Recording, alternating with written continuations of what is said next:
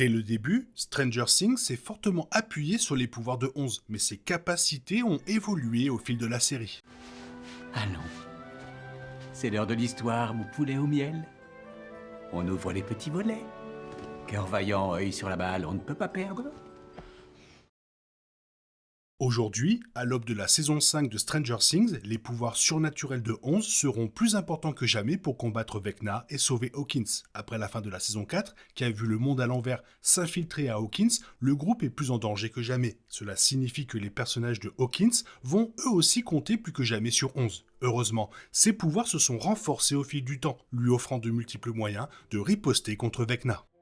Parmi les pouvoirs de 11 dans la série, la télékinésie de base est la compétence que le public la voit utiliser en premier et le plus souvent. Si certains de ces autres pouvoirs peuvent être considérés comme des versions dérivées de cette compétence, ils sont utilisés de manière spécifique ou à des fins distinctes et seront donc classés séparément. La capacité de 11 à manipuler les objets qui l'entourent par la pensée a été introduite pour la première fois dans l'épisode 1 de la saison 1. Après être rentrée dans un restaurant, au moment où elle mange le burger, elle utilise sa télékinésie pour stopper un ventilateur bruyant. Dans les épisodes suivants, son utilisation de ce pouvoir est plus limitée, mais elle peut affecter des objets plus grands à mesure qu'elle gagne en puissance. Dans les derniers épisodes de la saison 1, la télékinésie de 11 lui permet de faire voler une voiture. On retrouve un usage similaire dans la saison 4, où 11 parvient à abattre un hélicoptère grâce à ses pouvoirs. Comme pour la plupart de ses autres capacités, déplacer des objets volumineux ou s'efforcer pendant de longues périodes l'affaiblit et lui fait saigner le nez.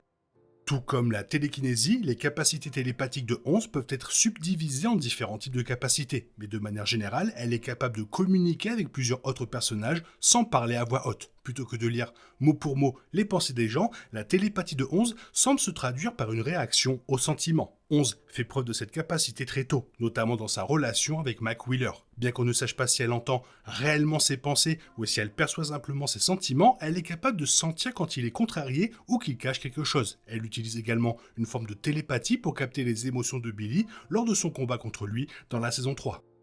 Déjà dans la saison 2, la série mettait en scène certains des autres enfants sur lesquels on avait expérimenté au laboratoire d'Hawkins. Ce phénomène a été développé avec le personnage de Callie, 8, qui avait la capacité de manipuler la vision des gens, confirmant que beaucoup d'enfants possédaient des pouvoirs uniques. 11, quant à elle, possède une compétence unique, projeter sa conscience dans un vide pour traquer des personnes dans des lieux reculés et communiquer avec elles si nécessaire. Au laboratoire d'Hawkins, le Dr Brenner l'a formé à utiliser cette compétence comme une forme d'espionnage, et 11 traquait d'autres docteurs présents dans le labo. En dehors du laboratoire d'Hawkins, 11 a utilisé cette capacité à se déplacer dans le vide pour localiser ses amis à plusieurs reprises. Elle a utilisé cette compétence pour retrouver Will dans la saison 1, pour espionner Mac dans la saison 2 et pour pénétrer dans le subconscient de Max dans la saison 4. Elle peut également voir les objets qui entourent ces personnes.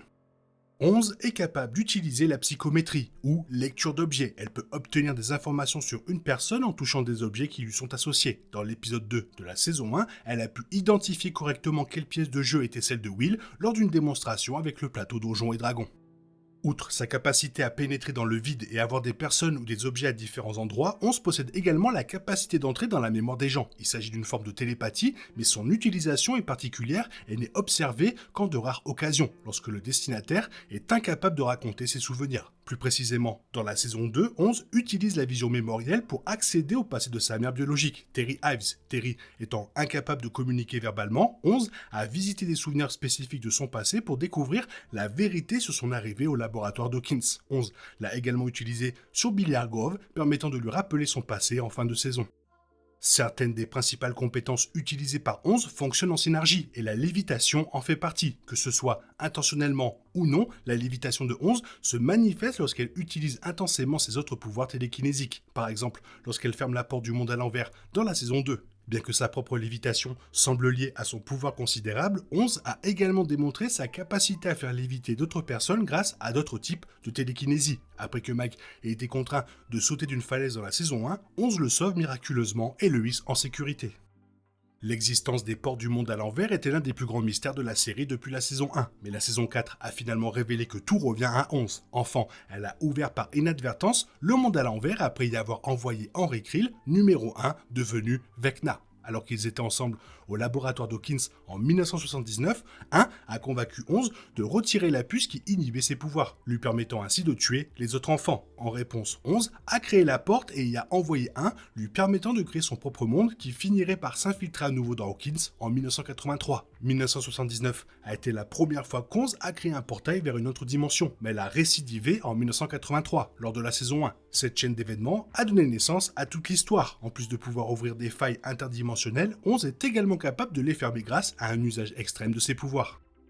Les diverses capacités de 11 se sont révélées utiles tout au long de la série, mais l'une des plus utiles physiquement au combat est peut-être sa capacité à immobiliser ses ennemis pendant un court instant. Autre dérivé de ses capacités télékinésiques plus classiques, ce pouvoir gèle au lieu de déplacer. Le pouvoir d'immobilisation de 11 est principalement utilisé sur les différents variants de Démogorgon que le groupe de Stranger Things combat tout au long de la série. Bien que cette compétence ne lui permette pas de vaincre les Démogorgons, elle lui permet de gagner du temps, permettant souvent à ses amis de se mettre à l'abri. La manipulation du corps d'autres êtres humains comporte sans doute une composante à la fois physique et mentale, ce qui pourrait être vu comme une sorte de croisement entre les pouvoirs télépathiques et télékinésiques de 11. Cela illustre également jusqu'où 11 pouvait aller avec ses pouvoirs si nécessaire. La biokinésie est l'une des compétences de 11 dans la série. La biokinésie est l'une des compétences de 11 que Stranger Things montre moins souvent, mais on la voit très tôt dans la série. La première fois qu'elle manipule le corps d'autrui, c'est dans la saison 1, lorsqu'elle fait uriner Troy Watch dans son pantalon. Si l'utilisation négative de ses pouvoirs sur Troy était censée être humoristique, 11 a utilisé ses pouvoirs biocinétiques de manière bien plus significative dans la saison 4. Dans cette saison, 11 a ressuscité Max. La capacité d'11 à ressusciter Max est son pouvoir le plus puissant jusqu'à présent, mais la saison 5 pourrait changer la donne. Après avoir perfectionné ses pouvoirs pendant des années depuis la saison 1, la bande-annonce de la saison 5 de Stranger Things a déjà révélé un nouveau pouvoir pour 11. Au milieu des scènes tendues et émotionnelles de la nouvelle bande-annonce, qui laisse entrevoir de grandes batailles pour les personnages, le teaser montre brièvement 11 commencer à voler ou à se projeter. On peut voir le personnage prendre son envol et bondir dans les airs avant d'atterrir sur un bus. Inutile de préciser que ce saut est bien plus grand que la moyenne et que ce n'est pas une compétence que 11 a déjà utilisée. La seule chose qui s'en rapproche le plus jusqu'à présent était la lévitation. Même les exemples précédents de lévitation de 11 ne l'ont pas vu avancer ou reculer activement, ce qui suggère qu'il s'agit d'une compétence qu'elle a peut-être acquise lors du saut dans le temps. Bien que la bande-annonce de la série ne précise pas si 11 peut voler ou se projeter sur de longues distances, sa capacité à sauter sur un bus prouve qu'elle peut réellement s'élancer dans les airs avec de la pratique. Vous l'aurez compris, je suis en train de me refaire la série depuis le début, avant bien sûr la dernière saison, en fin d'année. Toi, est-ce que tu re-regardes la série? Fais-le moi savoir dans la zone commentaire. Sinon, qu'est-ce que tu penses de tout ça? Fais-le moi savoir aussi. Sinon, comme d'habitude, bisous bisous, bye bye. Il est impossible de compter sur les autres de nos jours. On est obligé de tout faire soi-même. Je me trompe? Rien de grave. J'avais tout prévu. Où va le monde? Je vous le demande.